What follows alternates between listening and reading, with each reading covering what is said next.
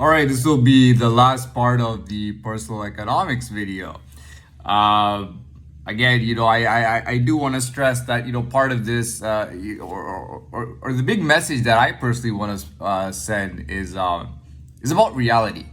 I remember seeing people weren't really living well, but they would find a way to maybe buy a nice car or buy something that looked really nice just to keep up, just because they were conscious about how they would look. So they didn't care if they were taking a big, they didn't care. They didn't care about, they didn't care about how stupidly they were spending or whatever the case is, or if they were spending on themselves. I don't know, but what I'm trying to say is, I don't live in a complex.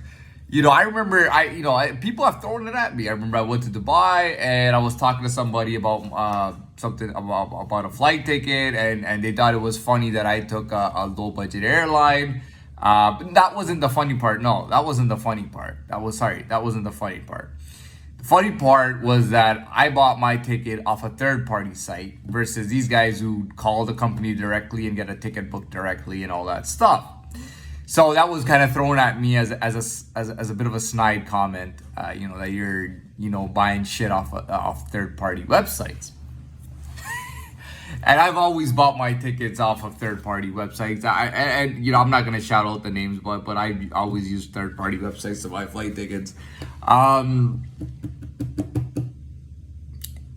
only time that I've actually used was when I went to Latin America. And that was not a bad airline at all. That was the only time that I actually bought it directly from the company, that I directly called, pretty much got the ticket directly from the company.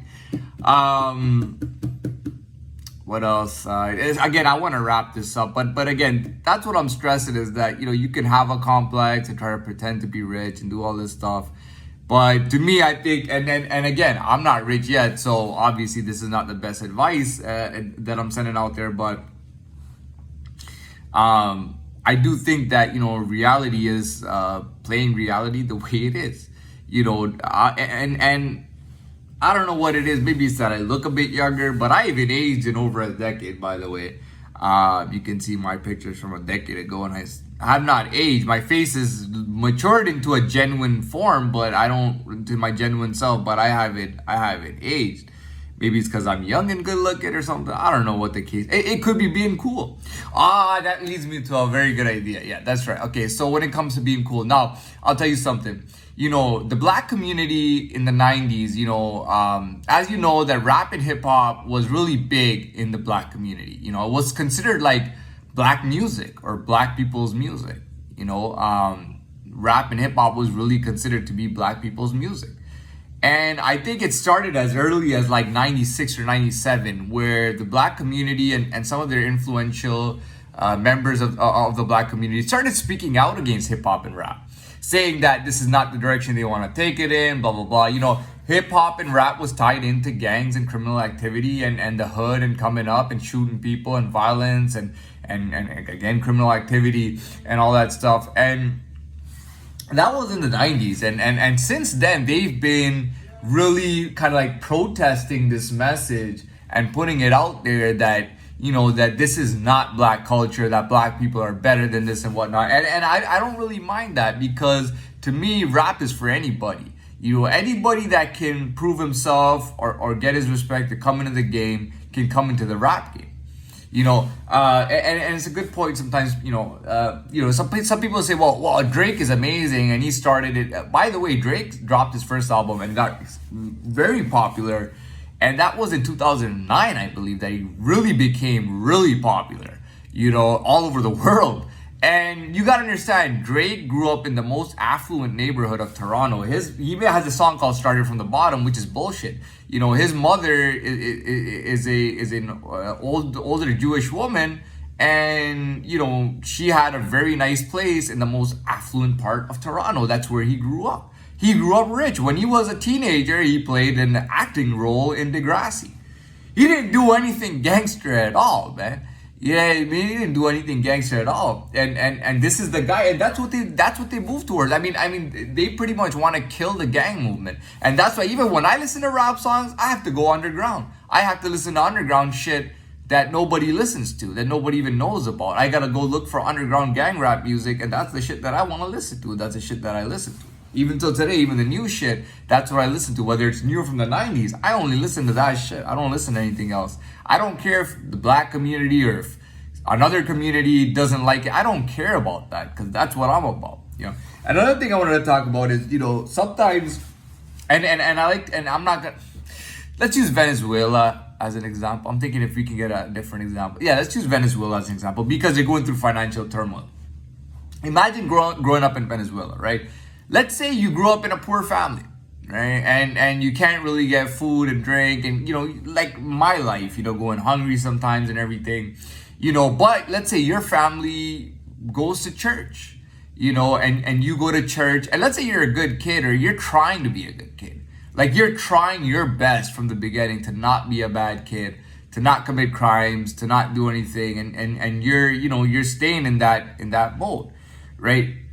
If eventually you hit 24 years old and now you rob the bank, you know what I mean? Now you're deeper in there than anybody else. But why does that happen? That happens because you tried your best to avoid that life. You went to church and said Jesus is the best and Jesus is great, right? You went to listen, the pastor talked, you dressed up, you went to church, you sat there, you listened, right? You heard all that stuff, and you wanted to live your life like without sinning, doing good deeds. You wanted what typical people wanted, good people wanted. You wanted to get married, get a house, have kids, live a good life, go to church the rest of your life. You know what I mean?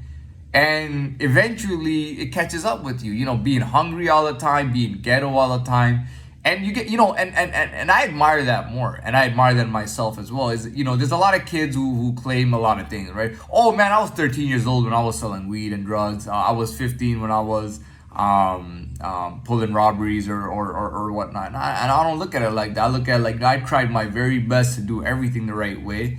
And eventually, me being who I am, I went into who I was. And that's why I talk about, there are kids who say I did this and that, and then they hit about 25 and they go, I don't want any part of this life. I don't mind doing a bit of fraud and scam, but I want to do legal fraud and legal scam.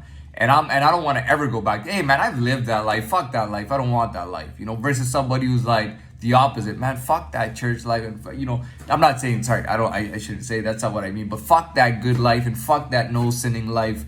This is who I am. This is the kind of life that I'm a part of. Or this is who I really am. And I kind of respect that more. That's why I respect that in myself more. It's harder when you're a child to avoid what's cool and the trends and to do things and not do none of that at all. And then when you get older, when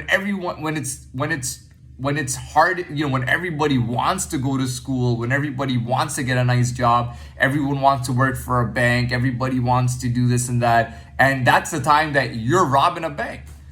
It speaks volumes, man. And that's why you really get attention, man. That's why people really look at someone like that and go, holy shit, man, this kid is a shit. This kid is a prodigy, or this kid is a shit. People are making music not about the kid, but just influenced by the kid. That, this kid is so real and deep into it that it makes us just like feel like this was like just the life that we should have chosen. This is the shit, That's what I say about rap music, right? They know what it's like to be in the hood. There were rich kids that would come into the hood and hang out with people in the hood. There were gangs that had rich kids and poor kids. Even the rich kids would come in and hang out and I've talked about this. They might not get their best car. They might take one of their, used cars or something, bring it along, hang out with everybody, and be in the hood. I don't think being rich should exclude you from being in the hood, being part of rap music, being part of underground life. I don't think being rich should exclude you. Being poor definitely doesn't exclude you, because that's where everything's at, is being poor or being broke. And being rich it shouldn't exclude you. I don't exclude rich people to come into my world, but I know that rich people will exclude me from coming into their world, right? I know that for a fact. I know that they will, and to be honest with you, I really don't give a shit. I don't believe that my makeup, my genetic makeup and who I am was made to be a rich kid. That's not the life that I would ever want anyways, I did change my ideal, by the way, though. I grew up, when I was a little kid, I thought Che Guevara was a hero. I thought Castro was the man. I even visited Cuba, and I still used to think that when I came back with a hat with Che's face on it, and I thought that was the shit. But I'll tell you honestly, today I learned who I really was, and I think it was that Dubai trip that I went there. And it just so happened that it was easy to get a ticket to Dubai. I was trying to go other places, and I couldn't get a ticket to go anywhere else. And the Dubai ticket was right in front of my face. It was like it was inviting me, And I think that's when I changed sides really in my life, and for the better, because I think that's where I belong. But at the same time, it doesn't matter that I'm not saying that Che was by the way, he's called the father of modern guerrilla warfare. But I don't think that guerrilla warfare is only for people like Che. I think our side has people like that too. Osama bin Laden shouldn't use that example, but that guy was, he was part of the second richest family in Saudi Arabia. His dad was a billionaire, like filthy rich. He's got over 50 siblings, he's dead now, but he had over 50 siblings. That guy went to Afghanistan voluntarily because he wanted to fight a war against Russia. All right. And he was very rich, So I don't think that just being from a more capitalist side that you can't be, a soldier. I don't think that's the deal. I'm trying to say, I feel like I've said everything that I want to say at this point, but I have a few more minutes, so I might, without reiterating the same ideas, again, like for me, and I think for anybody, it has to be realistic. What's your first step? You might have to go get a job at the end of the day. You know what I mean? People think it's lame, or that, you're bringing people down. It's bullshit, Reality is reality, man. You know that if someone could work a much better job, that they'd be working a much better job. If somebody was able to have access to make a lot of money, that they would make a lot of money, right? That they would do that. Nobody wants to go work in a goddamn factory who's good looking, to be honest, who has skills, who's done things in their life that nobody's done, and now they have to go work in a factory at the end of the day. That's just something that somebody has to do. It's only temporary. It's not forever. You know what I mean? If you have to work a minimum wage job or work a shitty job, I think you should just do it. Again, like True Life said, Mickey D's is hiring. Fuck what people think. Fuck what people say. Who cares if they laugh or what they think? I really don't care if some rich people laugh at me. I'm not saying I would do the same thing, but I understand it. If I was in, 10 Ferraris with all my buddies and I see this broke guy, but then it's just jealousy, right? And I'll tell you something, when I was younger, and I put this in a video before, these rich kids, they used to go to a private school, right? And I went to a private school to check it out one day, and I just wanted to see what it was like. But regardless of that, I remember I was just coming out of a convenience store or something, or like a little market. These guys were about to jump me just for the fun of it. Like, it was like 12 guys dressed up in private school uniforms, just ready to jump me, And the only reason they didn't is because the guy said something to me like, hey, or something. I said, yeah, I know you from somewhere.